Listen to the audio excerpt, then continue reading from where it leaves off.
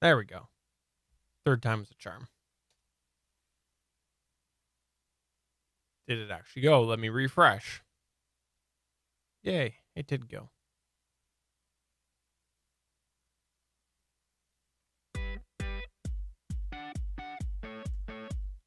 Welcome to your first 2021 Better Podcasting Live Chat. I am Steven, and with me, of course, is SP. Woohoo! It is 2021. This is our first Better Podcasting Live of the new year, and we are excited for a new year of podcasting. You know, it has been a few weeks since we did Better Podcasting Live Chat, and I missed it, SP. I truly missed it. This is one of those things that I know it's new to us in the last year, but it's been a ton of fun to work into the schedule. Having chats with everybody at geeks.live, working it into the show, talking about their questions, hopefully answering them, or giving answers that we think sound authentic, but are actually unfactually true. Unfactually, what are you talking about? All right, so if you didn't know this, we have a Discord server. Let me start off by promoting that, because there is a Discord server at betterpodcasting.com/Discord, and we had a lot of really good podcast related chatter over the last couple weeks. We're not going to run it all down this episode. Not going to happen. If you want to see what you missed out on, go do that. But I do want to say, SP, my gear to-do list over the holidays just didn't get done. I had great ambitions of rewiring. I had great ambitions of trying new things, and it didn't work out. I spent most of the holidays actually tracking packages that were lost in the mail. For those that don't know, the 2020 was a very strenuous time for the U.S. Postal Service, and there were a lot of gift packages that didn't make it in time. And so I was spending an awful lot of time hitting refresh and talking about contingency plans and so on and so forth through the holiday. This didn't end on the 25th. This kept going throughout the entire time. So yeah, I didn't get a lot of podcast stuff done either. Also had family in the house, and I don't know about you. I mean, you got the den, you got the nice layout down in the den. I actually have to go out into the house, which is an open house layout, to film stuff. And there were people, and I don't like people when I'm filming because they're not quiet. You know, it's amazing how if somebody comes into your space, things change, right? Like, this is with videos, this is with audios. Like, you could be doing a podcast for 300 episodes, and then all of a sudden your spouse decides, I'm going to sit down next to you for this recording, and you'll feel like completely different. I would welcome it, and I would act normally, and I would try to bring my significant other into it, but I just don't think that's going to happen. No, it's not going to happen. I did, though. I don't know if we talked about, I don't think we've talked about it on any podcast. I did help my older daughter buy a MacBook Air. Oh yeah. I forgot about that. Yeah, so did I until right now. So yeah, she wanted to have a home computer. She also wanted to start streaming. She wants to start her own YouTube channel, which I'm completely fine with. We tried to resurrect her old computer, and it would have worked if I hadn't broken the motherboard. I tried to replace the motherboard. It didn't work. So we decided we're just going to trash everything, and we're going to start over. For Christmas, she asked everybody for Apple gift cards, which is an experience on its own, to redeem a bunch of Apple gift cards on apple.com, buying a laptop in association with maybe another credit card. So we'll leave that discussion for another time, but we did go ahead and bought it. It is arriving in February. Right now it's January 12th, 2021. So she's got about a month before it shows up. And yes, it's that long of a lead time. It was a special item, so we didn't just go to Best Buy or take what was at the Apple store. It was a MacBook Air with the M1 chip in it. We chose to increase the RAM to 16 gigabytes, even though a lot of people say 8 gigabytes is probably enough with the M1 chip. I was like, well, if you're going to be editing 4K video, you're going to want to up that. And then we upped the hard drive. I believe we went with 1 terabyte. I'm trying to remember if we went with what. It was either 500 gigabytes or 1 terabyte. So we upped that, and in a specific color, space gray. So you add that all up, and it was a special order. So it is being made and then shipped. We have not heard yet back, but she's going to get it. She's going to play around with it. Our co-host on the Gonna Geek Show has one of those MacBook Air M1 chips, and he's loving it. Yeah. And I assume she's going to love it too. But this is a different operating system that she's used to, because I just think it's going to have some learning curve to it. But like I said, one of the main things she wants to use it for is video editing for a new YouTube channel. So we'll see how that goes. Yeah, you mentioned our co-host Chris Farrell over on the Gonna Geek Show. He did buy one of those over the holidays, and he's been editing the last couple podcasts that he's done. He does the All Things Good and Nerdy podcast, and that's a video show as well. And he does little minor edits and then puts out the video and the audio. And he spoke very highly about that M1 chip and longevity of the battery. Apparently, it takes very little battery when he's editing. So it sounds really promising. And I think that it's good. Whether you like Apple or use Apple or not, I personally think that this is a really good thing to show what can be done with a processor, because set the bar high. Set the bar high, Apple or whoever it is, and then make the industry come up to that bar. And I think it's good for everybody that this sounds like it's a great little, I say little, but like it's a great mobile tool with good horsepower for this sort of stuff, and more importantly, good battery life, because a lot of the stuff that people do for podcasts, audio only, can drain batteries really quick when you're rendering and saving a file. So this is really cool to hear, and I look forward to hearing more of our audience and their experience, because I know that these two people aren't going to be the only ones using an M1 processor here.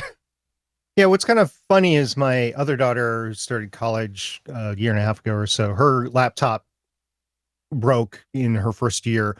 So we ended up getting her a MacBook Air out of Best Buy. And it is the 2019 version. So it's the version right before they went to the M1 chip. And it is the same size as 13-inch. You said little before. These are the little MacBooks. They're not the big 16-inch. They're just the 13-inch ones. So they are small.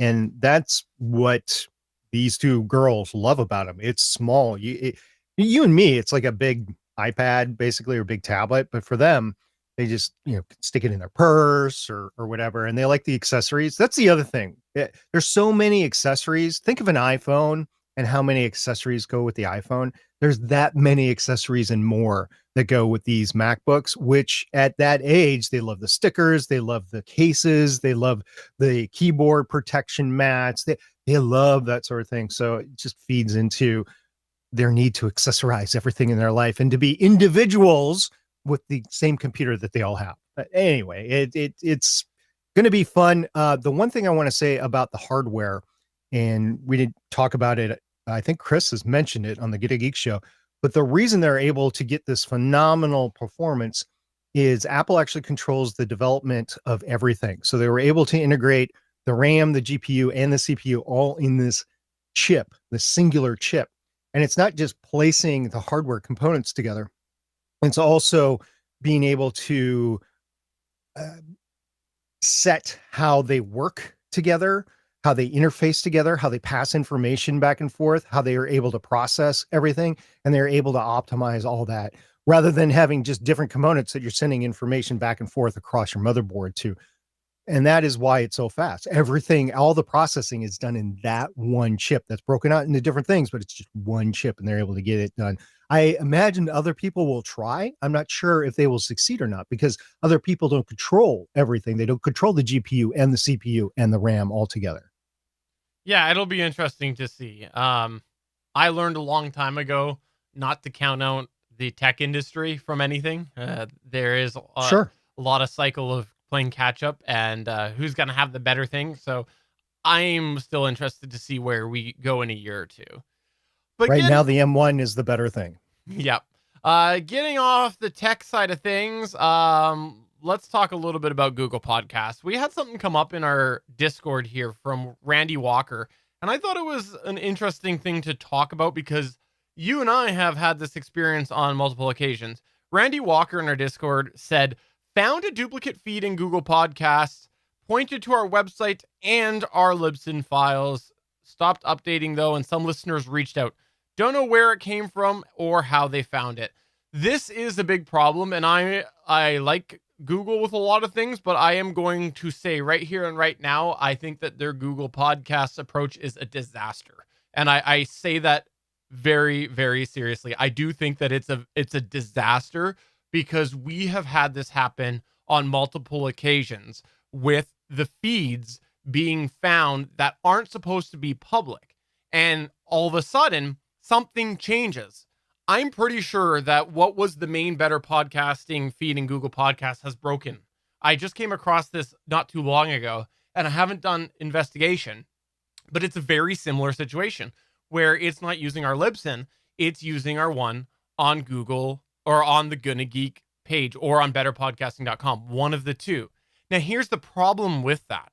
The problem with that is that I have gone in when this first came out and there started to be duplicate feeds. I went and I did the proper webmaster things that Google's supposed to respect, which is put the proper code in that says, do not index this. This is not for robots. Don't look at this. As well, I put some redirects in, and I also changed the code on the homepage to properly match that of Libsyn. Because if you remember when Google started to make it clear and broadcast that they were indexing RSS feeds, because contrary to what people had you believe they were for a very long time, they said this is the code you should put on the website. And essentially it was a thing that you put into the header that says this is where my RSS feed is. I've done that on all of these places. I've said this file here, that's for anybody wondering, it's robots.txt. I've put in the file that said do not look at these directories. And I've done as much as I can. And I think I've even put an htaccess redirect in as well on both of them, I think. And yet Google still is pulling it. So I don't know. I got to look a little more and see what else we can do. But for sure, I've seen this happen with Gonna Geek Show and Better Podcasting, where there has been a split of the feed. It's looked like I fixed it. It's been repaired. And then it's broken again. So I do genuinely think that Google Podcasts is a disaster right now with this, because they also go and send out an email. This happened over the holidays where they say, we need you to verify this address if you've claimed a podcast. Mm-hmm. And I did nothing to trigger that change, yet they sent me an email saying they needed something re-verified. So I don't think that their will find you is really working well. I think that they're too good for that approach, because this is not uncommon. People having multiple RSS feeds capturing the same content with the nature of media hosts and people running websites. It's just the way that it often works. And the RSS feed is supposed to be something hidden in the background that's making the website all work. And yet we're seeing this sort of thing happen. So I got to get in myself, look at my podcast manager again, see what's there, see what looks inaccurate, go to my websites, see if there's any other redirect I can put, see if there's anything I can do to hide it better. I don't know. I got to look and see if there's some other way to block the Google. And I'm almost at a loss here. There's a few other things that I want to just, double check and sort of get checked off on my to-do list of, can I get Google to look at the right thing? But as it stands, Randy's not alone. Obviously, he's not alone in this because I just give him my story. But I've seen other people have this sort of issue. I do think that it's a disaster. I wonder if Google is treating podcasting like streaming TV shows, where there's generally only one place, and I know there's exceptions, but there's generally only one place where these TV shows are streaming, and they are treating the podcasting the same way, and they're trying to index that one feed, and they're just not understanding there's multiple feeds. Yeah, that could be. I'm thinking that also there's some form of consolidation process where they identify same sort of content, but it's not smart enough to really select. One. Yeah, it's maybe like it goes and it goes, okay, we found the feed over on Gonna Geek. Okay, found the feed on Better Podcasting. Okay, found the one on Libsyn. And it's not smart enough to go and see, okay, these are all pointing to like the Gonna Geek Show or GonnaGeek.com and Better Podcasting both have the link to Libsyn. Therefore, Libsyn's the main one, right? Like that sort of thing. So I don't know. And then I'm concerned about people who also do what I do, which now in thinking about this, I got to go figure out how I can make it private, where they're using a media host just for the file surfing, but it's technically generating an RSS feed on the media host. So I don't know. I am concerned on that. Yeah, you can hide that on some media hosts, but I could see that problem. There's just so much to unpack there. I wonder if you could use an ID3 tag within the files themselves and name what RSS feed, unlike on your latest episode, name the RSS feed and draws from that, or maybe podcast index tags, which we're not going to talk about tonight. But there could be either an RSS tag or an ID3 tag that could name your preferred RSS feed.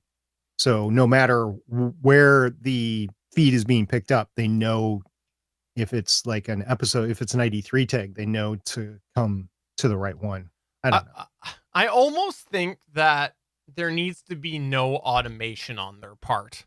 It needs to, like, they need to automatically find it, and then there's an approval process. Like it sends an email, an automatic email to the email address on the feed or whatever, and say, hey, we're uploading this. Confirm or claim this podcast. And it's not in the directory until it's claimed, right? Or something like that. Yeah. I don't know. The email is supposed to be in the RSS feed to contact. So yeah, that should be done. Yeah. So I don't know. I gave it its chance. At this point, I don't like it. So to be honest, I've known that it's been broken for a couple of weeks and I've had other things to do. And it's not good because anybody that was listening to Google Podcasts is probably seeing weird things. But on the other hand, I've had it before where it's broken and I've looked and everything seemed like it was right. And then it fixed itself. So when I first saw it, part of me went, I'll wait a day and see what happens. And then a day turned into 2 weeks. Yeah, as it does when you're podcasting on a weekly basis like we do. Not everybody does, but we do. Hey, we got a question over on our Twitch channel, not in our main chat, which you can find at geeks.live. That's www.geeks.live. Macro RL asks, what are your thoughts on Rosetta 2 and Apple's overall success on their underlying transition layer with the M1 Max? To that, I will say that question, if I spent a little bit of time with it, I could probably understand the question and give you my response, but it's a little bit over my head right now. And I am just going with the surface deep level thoughts on everything. I hate to say it, but that's where it is. So if you have something specific that you want me to go research and give you my response, I definitely will, especially since I got the M1 coming for my daughter. Damien the DM also says, hi, BP crew. I also almost said BM. Hi, DP crew. BP crew. Yeah. Hi, BP crew. Hi, Better Podcasting crew. Xandrax is talking in our main chat all about Stargate SG-1, which I've actually watched a few episodes thanks to my co-host over on Legends of S.H.I.E.L.D. And Jason Bryant is just chilling with us tonight. If you want to join us every other Tuesday, actually every Tuesday, but every other Tuesday we do the live chat. We answer podcasting questions. And the other week we actually record our main Better Podcasting episode. But you can join us at www.geeks.live. Come into the chat and ask us a podcasting question, and Steven will answer it. Okay, all me. We also had an interesting thing come up on Discord, and I want to actually expand on this. I want to take this opportunity to talk a little bit more about it because it stems from our Better Podcasting second to last episode of 2020. We had Newsreel say, is SJ turning into Al from Home Improvement with his chop saw and shed building?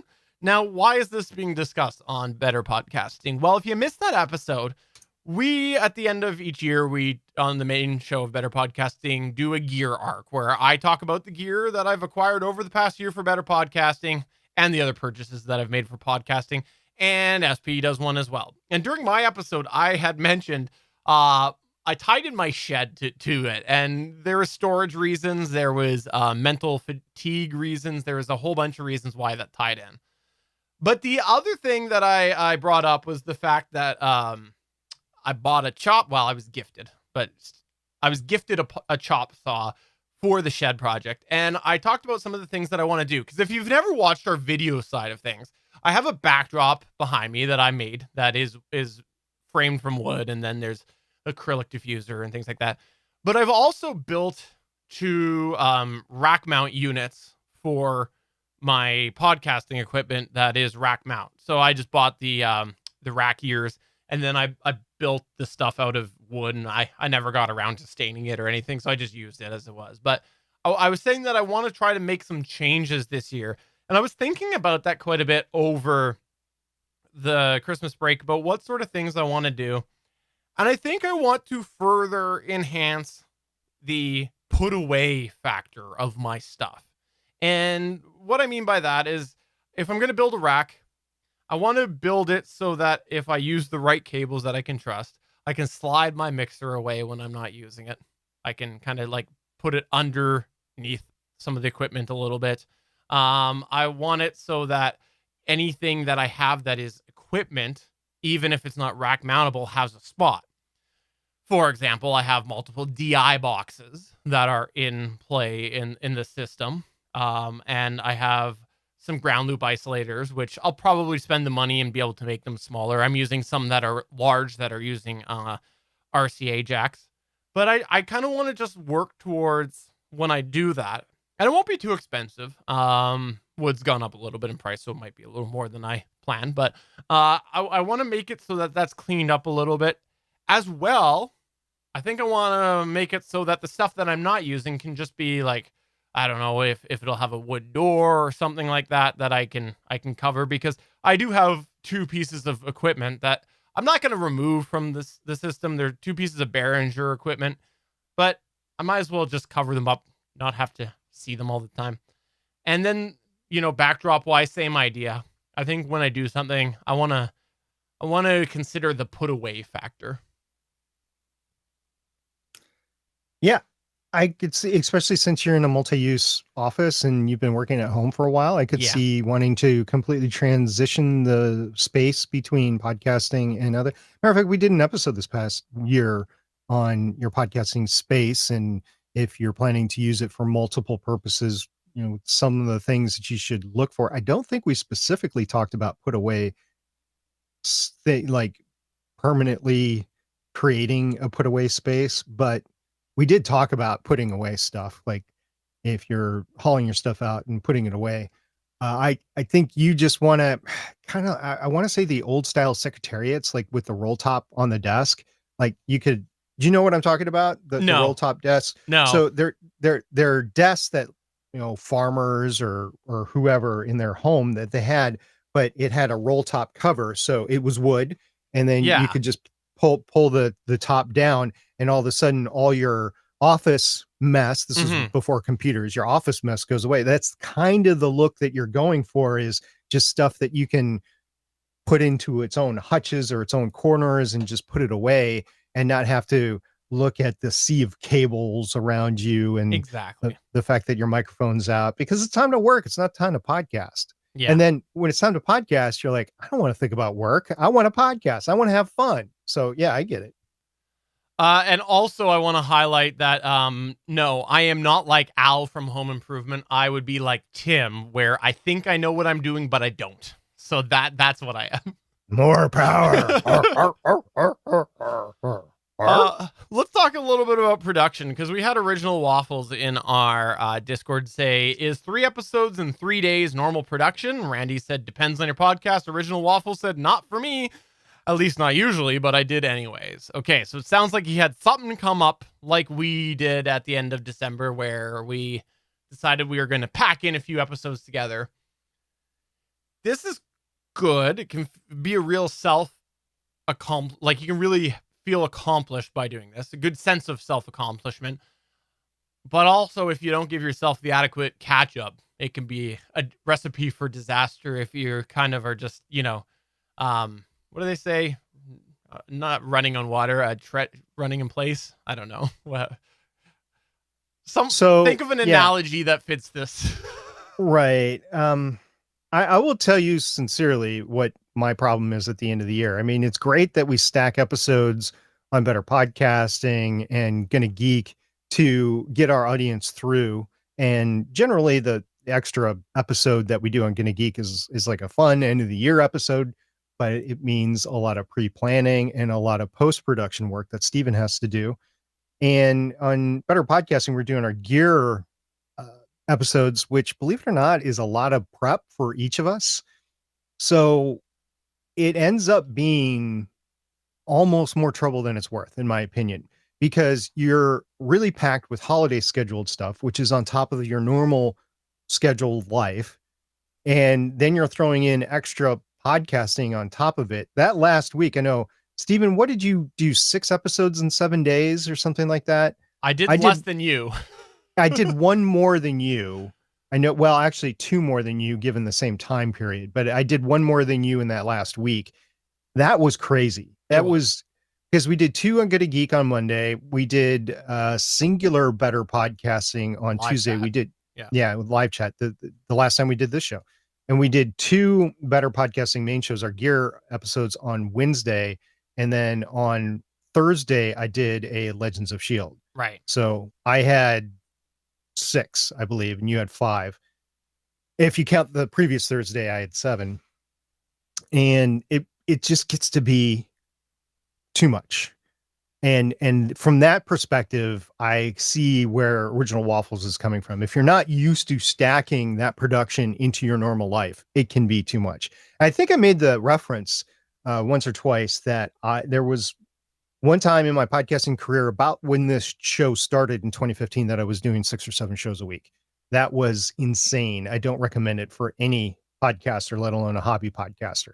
But if you're only doing one show a week and then you cram in 3, like maybe you have a special event and maybe you want to stack an additional podcast on top of that. So because the holidays and you get 3 in that one week, that can be a bit much. It can be a lot. So kudos on you. I would say make sure that you have enough prep time and post time afterwards to fit your schedule, and make sure that you're taking the time that you need outside of the podcasting, either with work or your family or both, that you need to get done. And there's extra stuff that happens that time of year with everything. So it's a busy time of the year. I was close. I said running water. Damien said, I believe the term is treading water. Thank you. Thank you. Yeah. Audience is always there to make me better. Yeah, Macro RL over on Twitch said, I guess a better question would be, why do you think Apple was able to make the transition to their own silicon before others, like Microsoft, for example, a company which has attempted ARM in the past with Windows RT back in 2011? I think that's just because they bought everything and was able to integrate everything just in the one development shop that they have. The follow-on was, would you contributed to Apple's experience with their own silicon and iOS, iPad OS devices? That's probably what got them ready for it, but the fact that they bought all the pieces and they were able to integrate it is probably what happened. And I think it's going to be big for podcasting eventually, especially video podcasting like we do. I just think whatever you want to call it, YouTubing, podcasting, streaming, whatever you want to call it, I think it'll be big because it'll enable a lot of stuff. Like right now, a lot of people are processor limited and bandwidth limited. Yeah. This will take away that process limiting factor, I believe, in video streaming. For now, wait for things to evolve. Oh yeah, well, yeah, you start streaming 4K or 8K. I guess 8K is the next big hurdle, right? Yeah. Start streaming 8K. That's going to be bad. And you know what? That is fair. I've seen a couple of reviews now where people have done some benchmarks, and there seems to be a very clear limit where all of a sudden traditional technology gets better. So like traditional process. Intel side of thing. Well, I'll say Intel, but AMD sort of thing. Intel, AMD, that sort of thing does get a little bit better, and I think it is up in that resolution. I'd have to look up the videos. I was watching a whole bunch of videos over Christmas about it, and that came up a couple of them where people did find some benchmarks of that clear ceiling. You were talking about. Oh, sorry. Go ahead.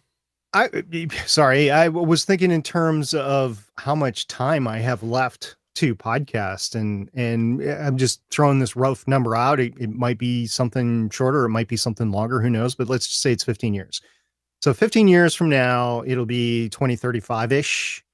And I'm just thinking of how the computers have evolved in the last 25 years and definitely the last 15 years. Basically, podcasting is 15 years old. Think of where it's going to be 15 years from now, from when podcasting started. And that's where I'm going to end theoretically my streaming podcasting career. It might be sooner or later, but wow, 15 years from now, the stuff that's going to be done with it, we're going to look back on our 2020 podcasting, and we're just going to be like, yeah, remember when we did that? We can do that on our watches now. I'll go as far as to say that I think that things will get a lot more narrow with the process of podcasting, and simpler as such. And so I think that you'll find from a technical side of things, a lot of, you know, how we often help people with setting up things and explaining the process of posting and things like that. I think that we're not terribly far off before we start to see many solutions that are almost self-explanatory. Like you look at any recent, I'll use Apple app that they develop and they put on an iPhone. They're intuitive. People figure them out, whether they've, you know, like it's an editing function or something that they put on there. People might not have experience, but they figure it out, that sort of thing. And I think that podcasting will get to that point where all of that technical stuff will be taken care of in a lot simpler manner. Okay, I'll go with that, because right now I know it's a little bit different, but the 4K cameras you have on your cell phone, like you have a Pixel, I have an iPhone. The 4K cameras in the cell phones are almost as good as a big mirror camera. I know there's differences in lenses and stuff like that, but you can get the same effect, especially for streaming, out of a front-facing camera now than you can a big 4K actual camera.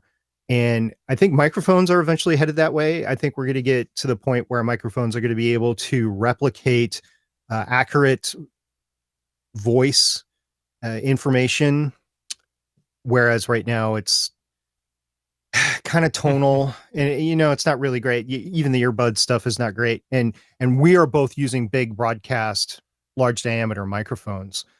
But if you can miniaturize that technology, be able to represent a full reflection of the voice frequency and depth, and do that in a cell phone's size, and then everything that goes along with it, like you were saying, the processing and the editing functions and stuff like that. There's a lot of verbal editing out there right now that's possible. I think, yeah, 15 years from now it'll be there, but right now we're just living in the day. You talked about microphones and portable audio there for a little bit. Can I just quickly say right now that I think people think that Apple AirPod Pros sound better with the mic than they really are. Like you see this on mainstream media and things like that. A lot of them are comfortable with the audio that's coming from that. I've also seen that in my day job as well, with people, you know, doing presenting and things like that with that, and sort of the norm of people thinking that they sound really good. And to be honest, I think that they don't sound very good. I think that they sound quite distorted. And in some cases, I actually think that people's webcam and laptop microphones sound better than the audio they're getting from their earbuds. So I know that we are seeing an evolution with that, and I think we might eventually, but I don't know. I struggle with how good can you make a microphone that's coming behind your mouth to pick up your mouth noise, right? Like your voice. That's what I just referred to my voice as your mouth noise. The mouth clicks. Yeah, we were talking about that before we went live, mouth clicking. One of the things that I've been noticing lately, and I wanted to talk about it in terms of pet peeve, but we'll just talk about it in terms of technology here, is that I've been watching, it's no secret that I watch a lot of sailing YouTube channels. I also watch some car YouTube channels or true crime YouTube channels.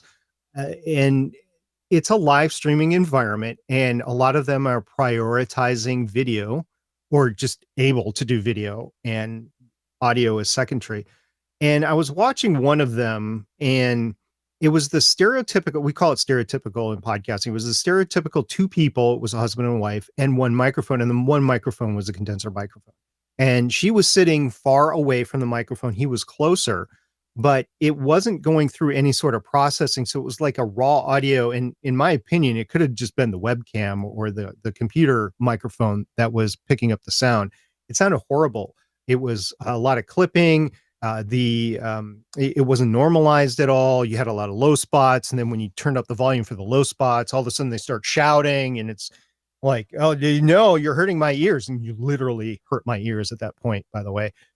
And so I get a little frustrated, but I'm like, well, their audience doesn't seem to care. Their audience just cares that they're talking to them and they're giving them money through super chats, which I think is ridiculous, because that's the only reason a lot of these people do live streams is for the super chats. And for those that don't know what I'm talking about, the super chats are where you can give these channels money. And some of them, it's their livelihood. So that's how they do. But you can tell when they're running low on funds, all of a sudden they do a lot of live streams back to back. So they get a lot of these super chats. So that was one. And I was watching another. It was a sailing YouTube channel. It was a husband and wife, and they ran into a situation where they're in the process of buying a new boat. And so they were talking about that process. They weren't on their boat. Their boat's in Panama. They're in the United States looking at boats. And they were live streaming, and they were using shotgun microphones. And they had two shotgun microphones. They had one pointed at one person, and it was behind the scenes. I contacted them later. It's like, how did you do your good audio? Because it sounds so good, but yet I just want to make sure it's not coming through your webcam or something. And I'm a patron of this one, so they talk back to me from time to time when I ask these questions. So it was two video mics that were, shotgun microphones, and they were doing it that way. It's not earbuds. And I was watching a third one with earbuds. It is very clear. The live stream with just the cell phone camera or the earbuds really irks me, because not only do you have bad audio, but you have bad video too, because they're running it through some substandard Wi-Fi or cellular stuff. It just goes to show you, and I'm not the only one commenting. Yes, I'm better podcasting. Yes, I do this for a hobby, get better audio, get better video. And we do that this way, but these people are YouTube channels. In a lot of cases, it's their livelihood. And yet they give this, in my opinion, crap out. And it just bugs me. And other people are commenting on it too. So yes, I think people think they sound better than they really do. And if they leave those videos up for a long period of time, I know they get more and more downvotes because the audio just sucks, and the timeliness goes away on it.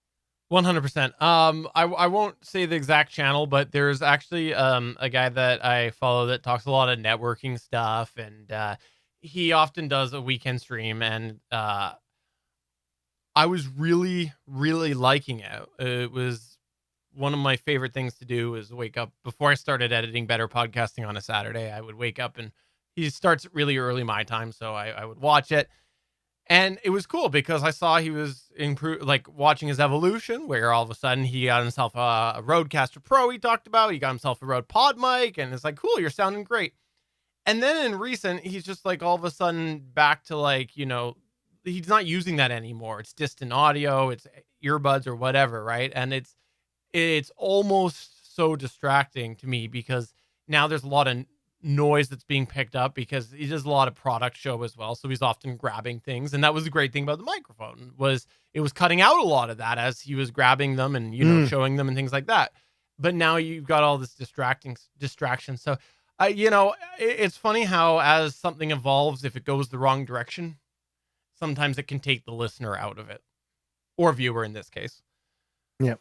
Also, I wanted to quickly mention here, we use OBS Ninja for the video of this. We've talked about it before. OBS Ninja is a pet project that someone made for connecting videos, basically a way to get video streams and things like that.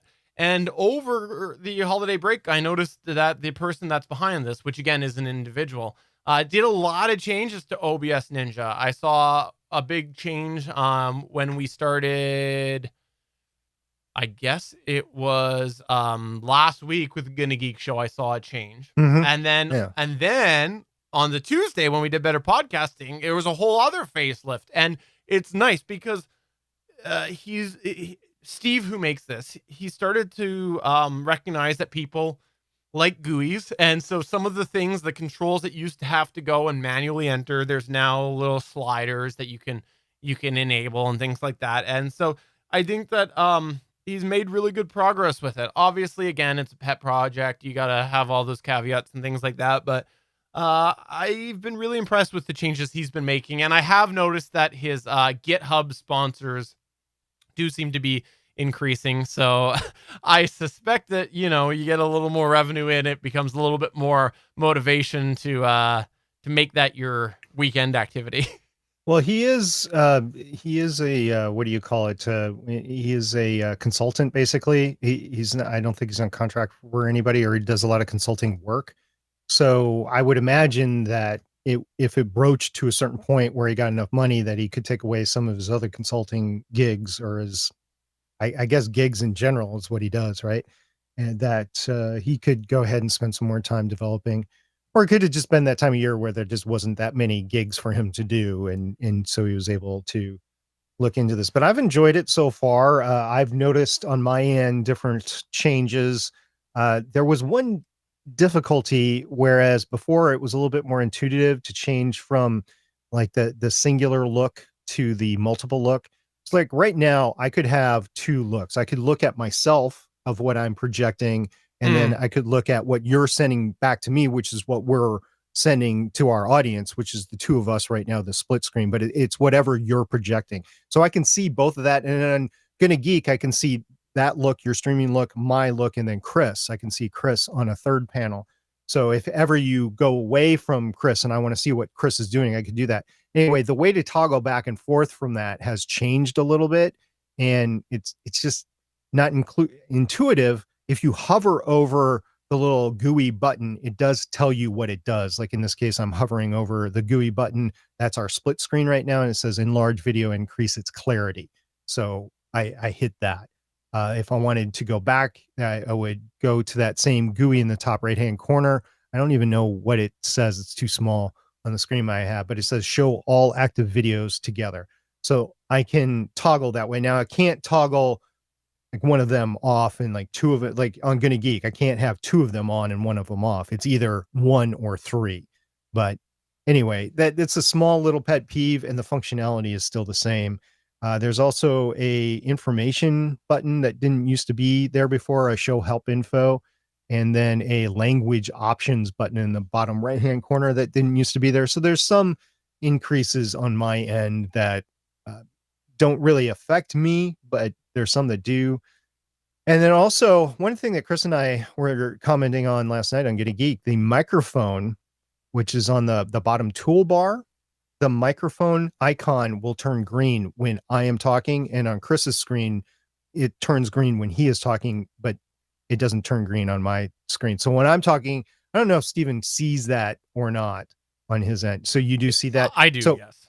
so when I'm talking, your microphone is not green, and when you're talking, my microphone's not green that I'm showing. So I don't know what kind of functionality that really gives, other than it proves that it's actually picking up sound from Yeah. my side. Yeah, I think it's just little visual enhancements because there's been a lot of good functionality, but I said that early on when we did our review that there was a lot of GUI, like the GUI, the actual visual interaction of the tool really was lacking. So I think this has been a good focus for him. And from a nerdy techie perspective, I got to say, there's all sorts of options that are very clearly available now. Mhm. You wanted to mention something about planning for 2021, didn't you? I did. So this is early in 2021. It's a good time, if you haven't done so already, to try to plan out your year, and your ear, of course, too, but your year of the big things that are coming up, so that you can schedule your podcasting around it, or if there are big items with podcasting that you can ramp up to them. I have several vacations that are coming up. My sister is having a big birthday, 40th birthday in June, and provided the whole pandemic doesn't keep us from going, I've got that going on. Of course, there's the 4th of July, which I would love to have a normal 4th of July, or you call it the 1st of July, Canada Day, I believe you call it up in Canada. We call it About this, Canada Day. Yeah. yeah. But it's the 1st of July every Yeah. year, right? So you have that in September. I took 2 weeks off in September this past year, And I was liking that. I was liking that a lot. It was a great time to take off. I was able to actually do a lot of the stuff that I wanted to do without all the summer heat and the bugs and stuff like that. So I might do that again this year. I have, I guess, a big announcement to make. I don't think I've made this publicly anywhere. So you've heard it here first on Better Podcasting Live. My daughter is getting married in October, which means, and we do have a date now. I'll give her a bell. Yeah, there you go. It'll be October 23rd. So you might see me a little scantily in the week before and the week afterwards on podcasting. And of course, the holidays when they come up later in the year. In addition to all of that, I might have a reunion, a big reunion that I got pushed from last year that I want to go to, and that would be in October. So I start looking at this on a calendar, and as looking at each individual event, it's not much. But then you start stacking them up throughout the year. And even though I have nothing until June, I noticed the last half of my year is really getting crowded really fast. And I've not spoken at all about this to Steve. Well, he's kind of known the bigger things, but I haven't spoken to him about the schedule yet. But just looking at it, I was just looking at it before we went live, and I was like, we really should start planning this out, especially for Better Podcasting, because it's just the two of us. And these are things that you want to start planning for your podcast. It doesn't matter if you're solo, if you have a co-host, maybe you have guests that come on, so you have to schedule them, and you want to stack episodes for when you are going to be on vacation, that sort of thing. And some people didn't take any vacation in 2020, so they were able to roll that over into 2021. Some people lost their jobs in 2020, so they won't have as much vacation in 2021 if they get a new job. So there's all sorts of considerations to make for 2021, but now would be the time. If you haven't planned your year out already, I would say by we have a long weekend in January every year. I would say if you haven't planned your year out by the long weekend, you should get that done. And I think on that note, also people should consider the family variables that you might be feeling in the summer, because I don't know about for sure in the States, but in Canada, and I think it's similar, it's looking like we're going to have another summer overall of not a lot to do. And a lot of the things that a couple of years ago that, you might still, like, for example, before, a couple of years ago, during summertime when I'm working, a lot of times, my mom would take the kids for a while and whatnot.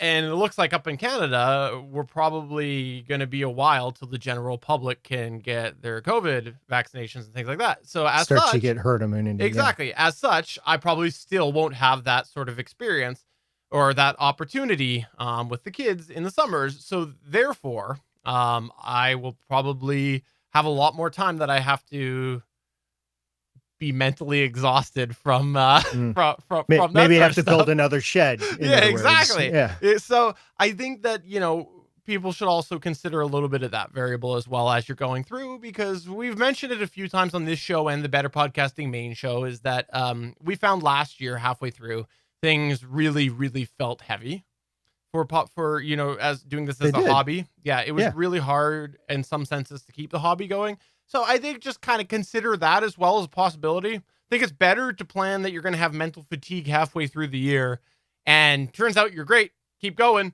than not plan for that mental fatigue and end up burning yourself out. So. Yeah, and if you're used to going to maybe going to conventions used to really, or San Diego Comic-Con, podcasting convention, I don't, whatever group event you're talking, the Airstream gathering, what's the ham radio convention, anything like that you're used to going and connecting with like-minded people, relaxing, that sort of thing. It may or may not happen this year. So make sure you're making alternative plans along the way of stuff that you can do. I know a lot of people in 2020 took the opportunity to rent an RV for their family. Like, say you have a family, rent an RV and see the country that way. If you're young and single, maybe you want to go backpacking or something like that, tenting somewhere to self-isolate, because you're right. The vaccine rollout here in the United States is not working as well as it should be. And I don't know how long that's going to persist. It could just rapidly change in a couple of months. I don't know, but you can't plan on that sort of thing. So yeah, you're right. Yeah, plan for the worst, plan for that mental fatigue out there. And I guess that would be around the Canada Day, the 1st of July. That's what we'll call that week the 1st of July from now on. That's a combination of the 4th of July from the United States and Canada Day. I like And in it. no means am I trying to disparage either country. I'm just saying that they're two big holidays for two countries that smack up against each other in the same week. So I like let's it. call it the 1st of July. Yeah. I like it. Also, by the way, you mentioned as you were talking about that how you are going to be scantily around podcasting during all that time, and we might see you scantily. I want to say that every night I see you scantily clad in my mind. Hey, let's not go there. Don't know what you're talking about. Hmm. Yeah. What do you mean? You just said it. Also, there was actually, speaking of streaming services, there was a change. Hopin.com announced that they here, what did they say? Welcome StreamYard. As we begin the year, I'm more than thrilled to announce that Hopin has acquired video streaming platform StreamYard. Know a lot of people use StreamYard, and so I thought that it'd be worth mentioning here today because we did have some people on our Discord talking about it. Don't know what sort of changes that could be. StreamYard did pick up very quick, but what I found really interesting in here was this part here. Both Hopin and StreamYard grew exponentially in 2020. StreamYard's story is fascinating. Two engineers grew a software company to $12 million, all on their own. In 2020, they built out their team to 19, and that number expanded to 30 million. That's a lot. A lot of money for StreamYard. It is. And 2020 not only saw a lot of work from home issues, but they saw a plethora of people starting shows, whether they're podcasts or YouTube streams, Twitch streams. We'll just call them shows for the lack of a better term. And I think professional shows, I think as like people were starting to do these shows from home and stuff, there's a couple times that I went, I think that's StreamYard. I think that's StreamYard. Yeah. I've seen that professionally too. But by far and large, I will say that StreamYard, whether you're using the free platform, which I do, or whether you're paying for it, it is the easiest way to get a stream out to one location, wherever that one location is, whether it's Twitch or YouTube or whatever. Maybe you're just recording it, right? So StreamYard does that, but it's by far the easiest way to do it. I do it because it's cheap on Legends of S.H.I.E.L.D. I actually I meant to talk to you about this. I was thinking about paying for something, but with everything I have to pay for this year, I might just let it slide for a few more months if I can and make the transition to a paid platform a little bit later. But I think the free version works just fine for a show like Legends of S.H.I.E.L.D. There's no need for me to go and pay for anything on Legends of S.H.I.E.L.D. It's for fun. And for the amount of people that we have both involved in it and live audience, StreamYard just works great. So I'm fine with StreamYard. I'm happy to see that they're basically teaming up. I know they were bought out, but teaming up with another factor out there that might stabilize them. But yeah, I hope that they don't move away from the capability that hobbyists are able to use. But it could happen, right? That's why we do this show, is to inform people that, hey, changes are coming, and the StreamYard you know and love today might not be the StreamYard that's available at the end of the year. And the last thing that I would think we should talk about right now is Damien the DM. He's a regular over in our Gonna Geek Discord. He is part of the Gonna Geek Network. He did put us to shame. He said, by the way, I did buy my own ZDM1 without waiting for a word from the guys on how they felt about it. Preliminary testing, I'm very happy with it. It seems to be a little gain hungry even for the L12, but it also feels like it does reject off-axis noise better than my Blue Encore's 100. I can't do the real testing I want on how it works with my group until we can record again in person, but I already have plans to buy another. My birthday's coming up too, so if I get more cash, I'm just going to start going for it. So anyone in the market for like 5 Encore 100s in a few months? So he's making the transition, which is good. And one of the things that I suspect is beneficial over the Encore 100 is being, although it sounds like you got to be more on the microphone, and I haven't had a couple conversations with him, and you got to be more in front of it. The thing is, with any of these sort of microphones, whether it's that or the pod mic or anything in that sort of category, my experience with these type of microphones is you can get away from it a little bit. So you got to be in front of it a bit more. But with a handheld microphone like the Encore 100, you almost got to have your lips right on it. With these other microphones, you can pull them back a little bit, which can be beneficial for some people because you're just trying to train somebody to get in front of the microphone rather than get in front of it and on top of it. So I think that that it does offer a little bit of benefit as well. I still have not tried mine. Gotta soon. Yeah, so it's cheaper than the Rode Pod mic by about $20, and that's great. If you're trying to save some cash, get the ZDM one, and if it works for you, go for it. I'm sensing the Rode Pod mic might be a better result in the end, but you're paying $20 more, and then you multiply, in his case, you multiply that $20 times 5 or 6, and that adds up. That's, over $100 for 6 of them plus tax. So if you got to save the money, save the money. Like if you're gonna get the ZDM ones, get these ZDM ones. And something that we've always said, but it's underlying, these microphones don't last forever. No, they do. Even the ones that we're using, the high end broadcast microphones that you and I have, eventually the foam starts breaking down, the contacts, the wiring starts getting fragile in them. And yes, you can rebuild them, but it might make more sense just to get a brand new one eventually. So you have to constantly think about, what is my upgrade cycle or what is my replacement cycle with this gear? And for him to be upgrading the way he has from, I forget what it was, maybe it was the Behringer XM 1800s to the Encore 100s to the ZDM1, I think that's a good upgrade path that he's on, especially for his show. For those that don't know, he does a role play game, which unfortunately he hasn't been able to record because it's with 5 or 6 people in the same room, right? So because of COVID, it's just not possible for most of the last year. But in order to do that, you need good microphones and you need that noise rejection so that you can get most of the sound out of the microphone that they're speaking in, and then reduce that sound in the microphone that they're not speaking in. So yeah, I think that's a great path forward. I do look forward to you and I actually using the ZDM ones, because we'll probably do it on a better podcasting in the future, and as well as do the comparison with the pod mic, because it's the same class and price point of the microphone. I look forward to that. But congratulations, Damien, for beating both of us to the punch on that. And I know I said last thing, but this is the last thing we're going to mention, which, if you didn't catch the pre-roll from last week's Better Podcasting main show, welcome back to Josh Liston and On the Bubble podcast to the Gonna Geek Network.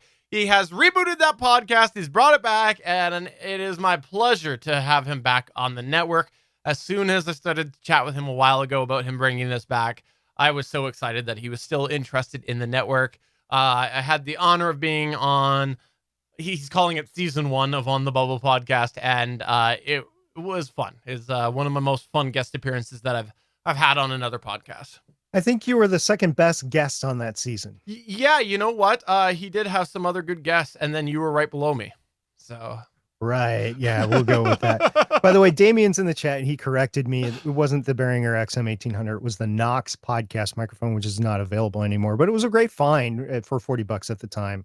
It's a USB XLR combo microphone, just like the Samsung Q2U. You can't find it anymore. Matter of fact, if Damien wants to sell that, because they're collector's item, he could actually fund himself some RE20s to replace his microphones. Well, since the company doesn't exist anymore, I propose that we just start making the industry, because nobody's going to correct us, start calling it the Canucks. The Canucks. The Canucks. Okay, that's fine. Even though the Vancouver Canucks is obviously what you're trying to knock at there. Someone got that reference, but that's going to go ahead and wrap us up. If you haven't had a chance to check out the Discord server, we'd love to have you over at betterpodcasting.com/Discord. Lots of great content happening over there. So, for episode number 24 of Better Podcasting Live Chat, I'm Steven Jondrew saying I totally hit my mute button a second ago, so I'm holding it down right now, or else it's going to mute myself. And I'm SP saying it's great to be back in 2021. We look for your questions next time. See you guys. Bye. Bye.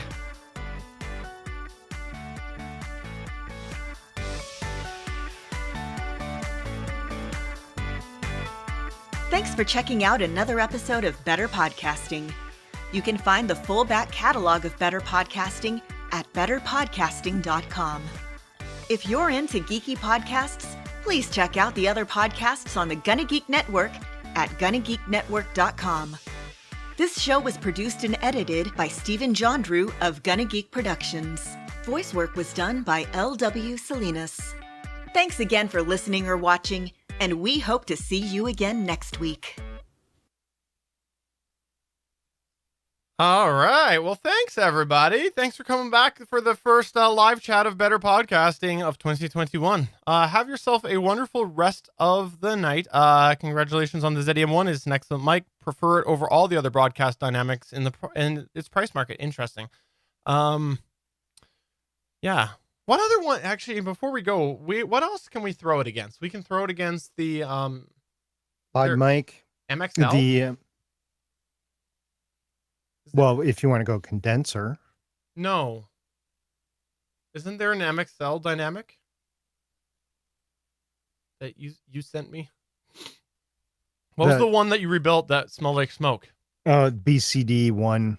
Is that MXL? Yes, that is. You're right. Yeah. But it's a higher price point. Is it? Oh, well, yeah. No, never mind then. I forgot that was a higher price point. All right. Yeah, it's which I don't know if it should be anymore. It's not available. Well, of course it's not available on Amazon. Of course it isn't. BH Photo. So it's $150. So is it a better microphone than the Rode Pod mic? I don't think so. But the Pod mic was originally marketed at a higher price. It was marketed at the $150 price, and they lowered it to the $99 price. Gotcha. Yeah, I'm looking forward to it at some point. But I guess we should go.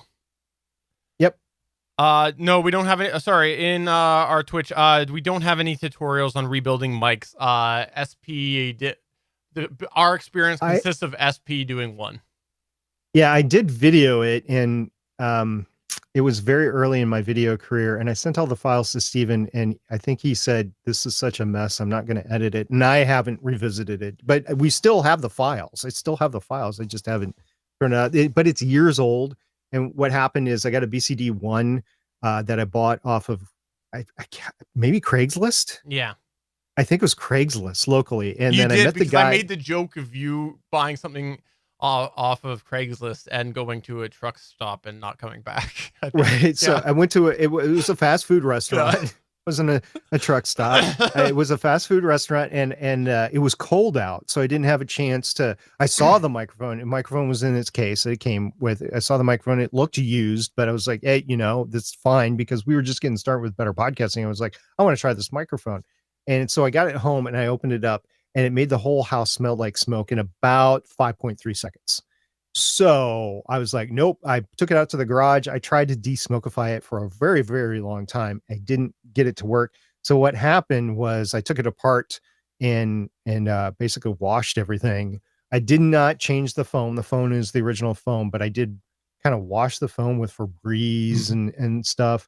And then I put it back together. Well, I ended up having to resolder a wire too in the process. But yeah, that's the microphone that I rebuilt. So it was more like de-smokify rather than rebuild, but I did take it apart and essentially rebuild it along the way. I just didn't put any new parts in it. It's like taking an old junker car and just making it work, knowing that it's going to fall apart in about 3 miles from after you put it together.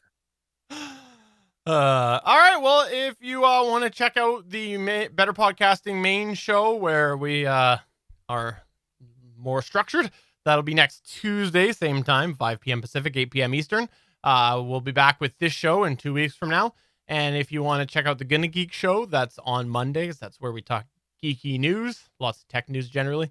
And also, Legends of S.H.I.E.L.D. is this Thursday. That's the other show that SP does. But if you're saying to yourself, man, 3 days this week with SP is just not enough. Well, it's technically not this week, but it'll do. Sunday, you can come back for Legends of S.H.I.E.L.D. as well. Because they're doing one on Thursday and one on Sunday.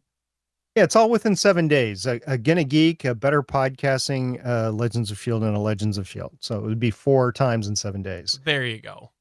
5 times in 8 days with Gonna Geek next week, and 5 times in 9 days with better podcasting. So you can bask in the SP.